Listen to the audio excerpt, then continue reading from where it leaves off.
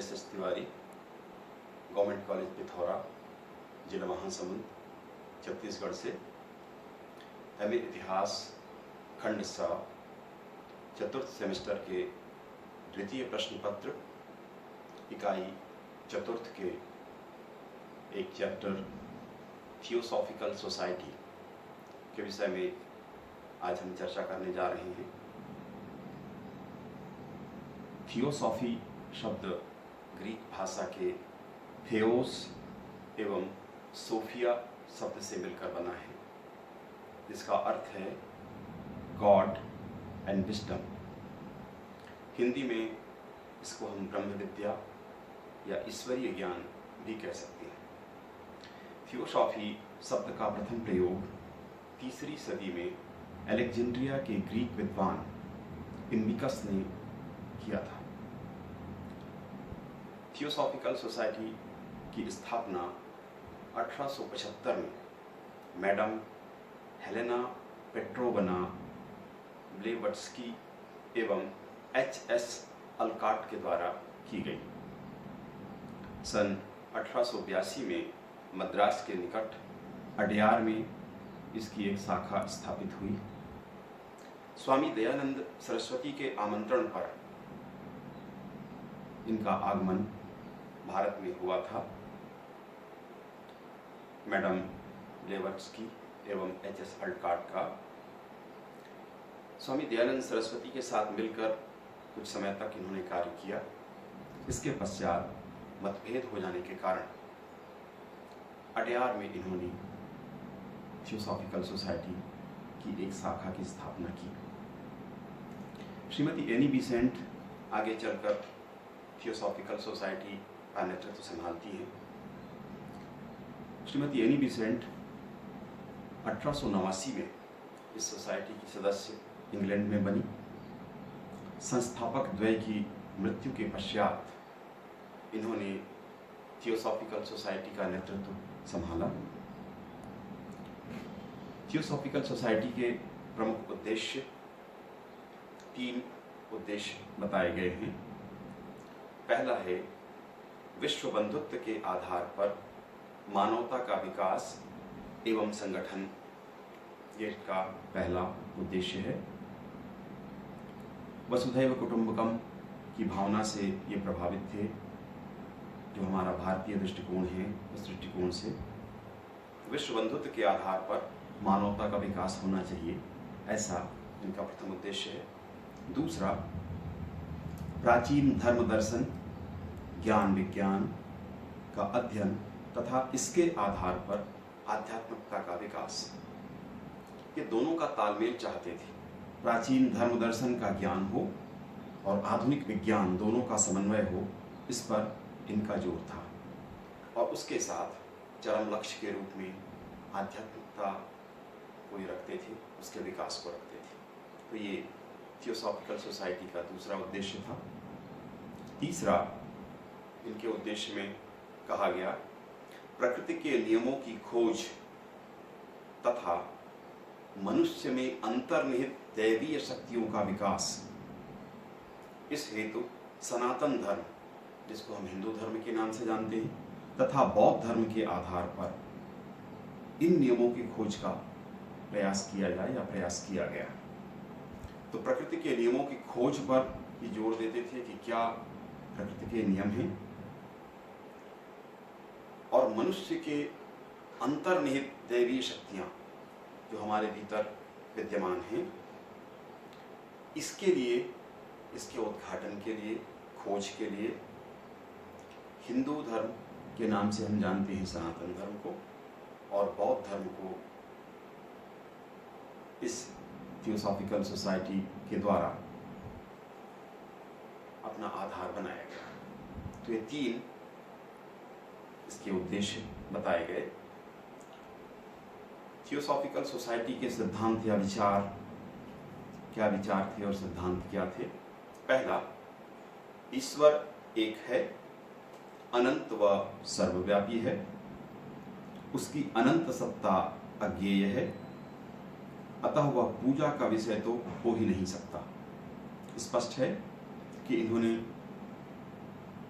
ईश्वर को अनंत माना, सर्वव्यापी जो सभी स्थानों पर विद्यमान है, उसकी सत्ता अनंत है और वह अज्ञेय है, उसे जाना नहीं जा सकता, अज्ञेय है, ज्ञान की सीमा के भीतर वह नहीं समाता, अतः वह पूजा का विषय तो हो ही नहीं सकता। पूजा इस तरह के ईश्वर की नहीं हो सकती, ऐसा इनका पहला सिद्धांत है। दूसरा, ईश्वर ही हमारा उद्गम व अंत भी है। ईश्वर से ही हम प्रारंभ होते हैं और उसी में हमारा अंत होता है।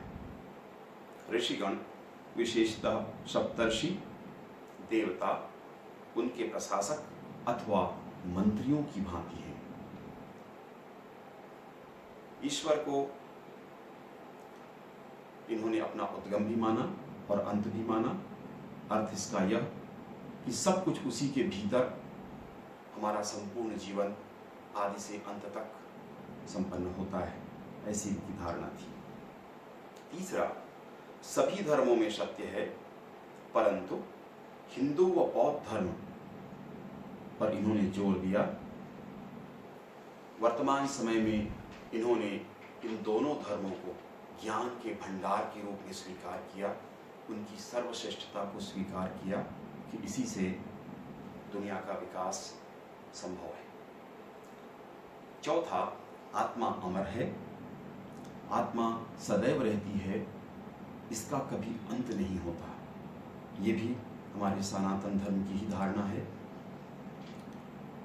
कि आत्मा का अस्तित्व हमेशा रहता है। गीता में भी श्री कृष्ण ने यही उपदेश दिया है, उससे पूरी तरह से प्रभावित हैं, तो आत्मा की अमरता को ही स्वीकार करते हैं। पांचवा, वह तत्व जिसने हमें जन्म दिया वह अंतर्निहित है, जिसने हमको जन्म दिया वो हमारे भीतर ही है, हमसे बाहर कहीं नहीं है। स्पष्ट तौर पर ये आत्मज्ञान और आत्मा की ओर इंगित करता है। छठा, सभी मनुष्य समान हैं, जाति भेद अनुचित है। सभी मनुष्य समान हैं, इसलिए जाति का कोई अर्थ ये स्वीकार नहीं करते। जाति भेद अनुचित है, जाति प्रथा का इन्होंने विरोध किया। सातवां, प्रत्येक कर्मानुसार फल प्राप्त करता है। प्रत्येक व्यक्ति अपने कर्म के अनुसार फल प्राप्त करता है। जब कभी भी हम इसकी चर्चा करते हैं तो सीधे गीता के ज्ञान की ओर हमारा ध्यान जाता है। स्पष्ट रूप से यह भी उससे प्रभावित है। अगला, चिंतन द्वारा मनुष्य प्रकृति पर नियंत्रण प्राप्त करता है। मनुष्य का चिंतन ही ईश्वरीय चिंतन है, क्योंकि ईश्वर तत्व हमारे भीतर है, इसलिए हमारा चिंतन ही ईश्वरीय चिंतन है, ये मानते हैं। अगला, मनुष्य का अंतिम लक्ष्य निर्वाण प्राप्त करना है। निर्वाण को ये जीवन का अंतिम लक्ष्य, चरम लक्ष्य स्वीकार करते हैं। निर्वाण से अर्थ कर्मों की समाप्ति नहीं, बल्कि आत्मज्ञान प्राप्त करना है। ये विशेष बात इन्होंने कही कि निर्वाण के नकारात्मक पक्ष पर इन्होंने जोर नहीं दिया। निर्वाण का अर्थ होता है बुझना, शाब्दिक अर्थ। तो कर्मों की समाप्ति नहीं, बल्कि आत्मज्ञान प्राप्त करना है। सकारात्मक पक्ष की ओर इन्होंने ध्यान दिया और आत्मज्ञान प्राप्त करना, इसी क्रिया को यदि क्रिया कहें तो, अन्यथा से क्रिया भी नहीं कहा जा सकता, आत्मज्ञान को इन्होंने लक्ष्य बताया। 10वां, स्त्री पुरुष समान है। आत्मा दोनों शरीरों में भ्रमण करती है, अतः इनमें कोई भेद नहीं है। शारीरिक रूप से अवश्य भेद है, किंतु आत्म तत्व के दृष्टिकोण से दोनों समान है। संसार की समस्त घटनाएं ईश्वर इच्छा से घटित होती हैं। स्पष्ट तौर पे कहा जा रहा है कि हमारी इच्छाएं गौण हैं। सार्वजनिक इच्छा कह सकते हैं, ईश्वरीय इच्छा कह सकते हैं, सार्वभौम इच्छा कह सकते हैं, उसी से संसार संचालित होता है। ये इनकी मान्यता थी या सिद्धांत था, कह सकते हैं। अगला सिद्धांत, मनुष्य को पशुओं के प्रति दयावान होना चाहिए। पशुओं के प्रति निर्दयता का प्रदर्शन न हो। स्पष्ट है मांस भक्षण, उनकी हत्या की ओर स्पष्ट रूप से इशारा है कि वो नहीं होना चाहिए। शाकाहार की ओर स्पष्ट रूप से इंगित किया गया और अंतिम सिद्धांत के रूप में मनुष्य अपने निर्वाण प्राप्ति के साथ सभी के निर्वाण प्राप्ति में सहायता करे। निर्वाण प्राप्ति करने की प्रक्रिया में सामान्य तौर पर हम केवल अपने ऊपर ध्यान केंद्रित करते हैं कि हमें निर्वाण प्राप्त होना चाहिए, किंतु इन्होंने जोर दिया कि न केवल हम अपने लिए प्रयास करें, बल्कि हमारा प्रयास सार्वभौम हो, सभी के लिए हो। जो भी इस रास्ते पर चलना चाहें, हम सबकी मदद करें, सबको एक साथ लेकर चलने का प्रयास करें। ये 13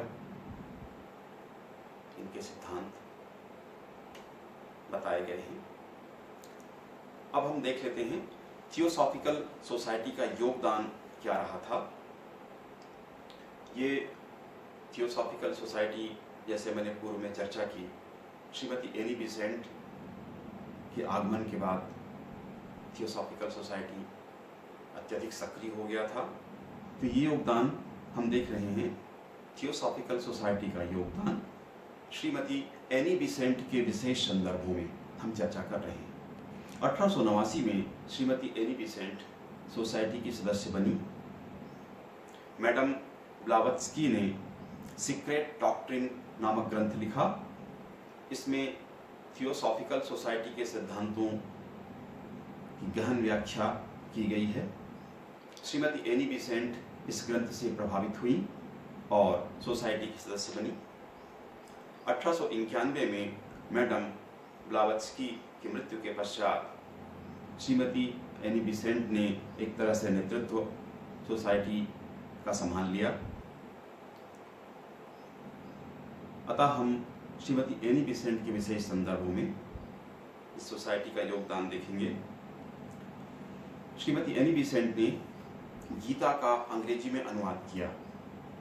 मैं पूर्व में भी उनके सिद्धांतों के विषय में चर्चा करते हुए बार बार इस ओर इशारा कर रहा था कि गीता से ये बहुत प्रभावित थी। इसी कारण इनके सिद्धांतों में गीता की झलक स्पष्ट रूप से देखी जा सकती है। तो अंग्रेजी भाषा में गीता का अनुवाद इनके द्वारा किया गया। दूसरा, महाभारत एवं रामायण पर इन्होंने संक्षिप्त टीकाएं लिखी, ये भी अंग्रेजी में लिखी। तीसरा, वाराणसी में सेंट्रल हिंदू कॉलेज की स्थापना इनके द्वारा की गई। आगे चलकर इसी कॉलेज ने हिंदू विश्वविद्यालय का रूप लिया, बनारस हिंदू यूनिवर्सिटी विश्वविद्यालय। 1898 में कॉलेज के रूप में स्थापित हुआ। आगे चलकर महामना मदन मोहन मालवीय के प्रयत्नों से ये हिंदू विश्वविद्यालय के रूप में परिवर्तित हो गया। थियोसॉफिकल एजुकेशन ट्रस्ट की इन्होंने स्थापना की। इसने भी शिक्षा के क्षेत्र में अपना महत्वपूर्ण योगदान दिया। अगला इनका था भारतीय बॉयज स्काउट की स्थापना 1918 में इनके द्वारा की गई। इसका भी योगदान महत्वपूर्ण रहा। ब्रदर्स ऑफ सर्विस की स्थापना 1912 में इन्होंने की थी। इसने भी सोसाइटी के साथ मिलकर कार्य संपादित किया। अगला था, विश्व में थियोसॉफिकल सोसाइटी की अनेक शाखाएं स्थापित की गई। इनकी संख्या 49 थी। विश्व के विभिन्न देशों में थियोसॉफिकल सोसाइटी की संस्थाएं स्थापित की गई, शाखाएं स्थापित की गई थी। शिकागो विश्व धर्म सम्मेलन 1893, आप सभी इनसे परिचित हैं। स्वामी विवेकानंद इसमें सम्मिलित हुए थे। विश्व धर्म सम्मेलन में 1893 में सोसाइटी की ओर से इन्होंने प्रतिनिधित्व किया था, श्रीमती एनी बेसेंट ने। समाचार पत्रों में ये लगातार लेख लिखती रही। द कॉमनवेल, न्यू इंडिया, दोनों पर भारतीय राष्ट्रीयता और आध्यात्म विषयक लेख लगातार इन्होंने लिखे। राष्ट्रीय आंदोलन के विकास के लिए इन्होंने बहुत प्रयत्न किए। कॉमनवेल्थ एक साप्ताहिक पत्र था और न्यू इंडिया दैनिक पत्र था। इसमें इनके लेख बहुत महत्वपूर्ण थे। आगे चलकर इन्होंने 1916 में होम रूल लीग की स्थापना की। भारतीय राष्ट्रीय आंदोलन में होम रूल लीग की बड़ी महत्वपूर्ण भूमिका थी। नाम से ही स्पष्ट है, होम रूल लीग, स्वराज्य की स्थापना के लिए जो संगठन था, ये इसका नाम था। उसके अनुरूप इन्होंने कार्य संपादित किए। ये अलग विषय हो जाता है, राजनीतिक विषय राष्ट्रीय आंदोलन का, उसमें इनकी बड़ी महत्वपूर्ण भूमिका थी। ये कांग्रेस पार्टी के साथ जुड़ गई।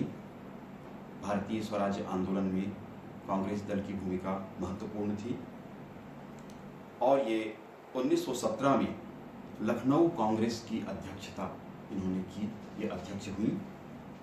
राष्ट्रीयता के विकास में इनका महत्वपूर्ण योगदान था। हम चर्चा कर ही रहे हैं कि भारतीय राष्ट्रीयता के विकास में लगातार इनका योगदान रहा। 13वां बिंदु है, पुनः जागरण को इन्होंने प्रेरणा दी। भारत के प्राचीन गौरव को उद्घाटित किया, धार्मिक रूप से, आध्यात्मिक रूप से, जिसका प्रयोग राजनीतिक रूप से भी हुआ और भारतीयों ने आत्मगौरव का अनुभव किया। 14वां बिंदु है, सनातन धर्म की पुनः स्थापना में योग। जो योग इन्होंने दिया वो बड़ा महत्वपूर्ण था।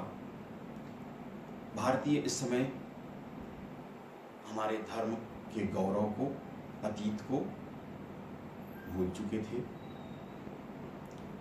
विदेशी धर्मों की ओर उनका ध्यान था और अपने को हीन समझने लगे थे। तो सनातन धर्म की पुनः स्थापना, उसके गौरव की पुनर्स्थापना में इनका योगदान अत्यंत महत्वपूर्ण था। अगला बिंदु, सामाजिक बुराइयों पर प्रहार किया गया। छुआछूत, जाति प्रथा, इन पर कठोर प्रहार हुआ।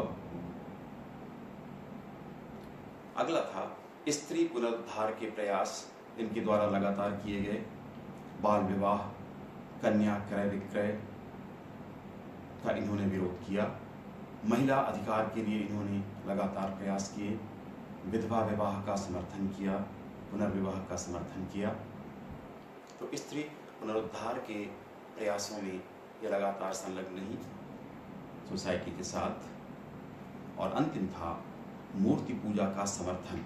ये विशेष बात थी, क्योंकि पहले हमने अध्ययन किया था आर्य समाज के विषय में, ये मूर्ति पूजा का खंडन करते थे स्वामी दयानंद सरस्वती, लेकिन इन्होंने मूर्ति पूजा का समर्थन किया। इनका मानना था कि आराधना का सरलतम उपाय है मूर्ति पूजा। आसानी से हम आराधना मूर्ति पूजा के माध्यम से कर सकते हैं, इसलिए मूर्ति पूजा को प्रारंभिक चरण स्वीकार करते हुए इसका इन्होंने समर्थन किया। ये इनका एक तरह से योगदान था भारतीय धर्मों के लिए भी, राष्ट्रीयता के लिए भी। थियोसॉफिकल सोसाइटी तथा उसके प्रमुख के रूप में श्रीमती एनी बेसेंट के कार्य सराहनीय थे। प्राचीन भारतीय धर्म एवं संस्कृति के गौरव की पुनर्स्थापना में, सामाजिक बुराइयों को दूर करने में, शिक्षा के विकास में, भारतीय राष्ट्रवाद के विकास तथा पुनः जागरण सहित राष्ट्रीय आंदोलन में श्रीमती एनी बेसेंट तथा थियोसॉफिकल सोसाइटी का योगदान अविस्मरणीय था। विशेषकर इस कारण भी कि श्रीमती एनी बेसेंट भारतीय न होते हुए भी भारतीयता की प्रबल पैरोकार थी। हम चर्चा कर चुके हैं कि किस प्रकार बौद्ध धर्म और सनातन धर्म को इन्होंने विश्व का सर्वश्रेष्ठ या श्रेष्ठतम धर्म स्वीकार किया था।